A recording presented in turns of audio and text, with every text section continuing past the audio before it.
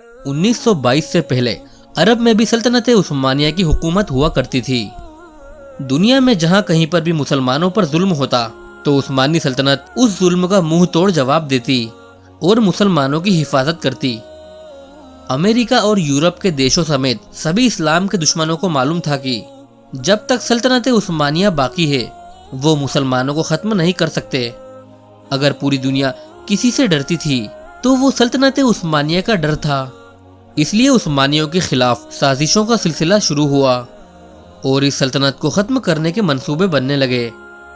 उन लोगों का एक ही मकसद था कि ये सल्तनत किसी भी तरह से ख़त्म हो जाए और पूरी दुनिया पर अमेरिका और यूरोप की हुक्मरानी हो जाए।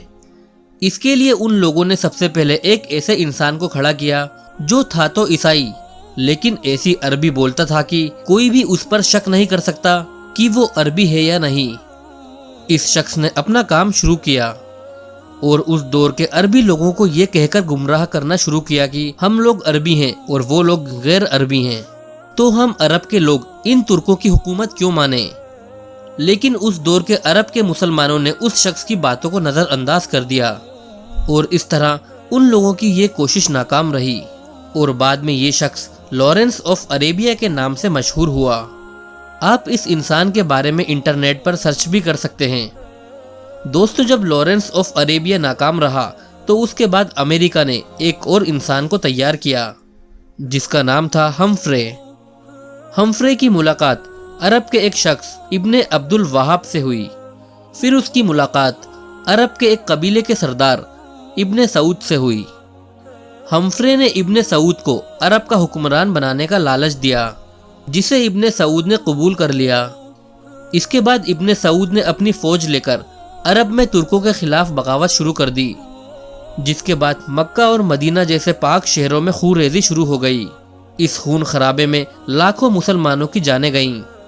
फिर इन हालात को देखते हुए तुर्की में मौजूद सल्तनत उस्मानिया की तरफ से ये बयान आया कि वो मक्का और मदीना जैसे अजीम शहरों पर खून-रेज़ी करना नहीं चाहते, इसलिए वो अरब पर हुकूमत नहीं करेंगे और वहाँ से वापस चले जाएंगे। और इतिहास गवाह है कि उसी दिन से मुसलमानों का जवाल शुरू हो गया। हिजाज मुक़द्दस का नाम पहली बार इतिहास में बदला गया। इब्ने सऊद ने हिजाज मुक़द्दस का नाम बदलकर अपने नाम पर सऊदिया अरेबिया रख लिया। इसके बाद यहूदियों और ईसाइयों को भी अरब में आने की परमिशन मिल गई। जिस दिन इब्ने सऊद वहाँ का हुक्मरान बना उस दिन वहाँ पर एक बहुत बड़ा जश्न रखा गया, जिसमें अमेरिका, बरतानिया और रूस जैसे देशों के हुक्मरानों ने शिरकत की। दोस्तों, जिस अरब के नाम से ईसाइयों की बड़ी बड़ी फौजें घबराती थीं, आज अरब उन तमाम लोगों के साथ चल रहा है।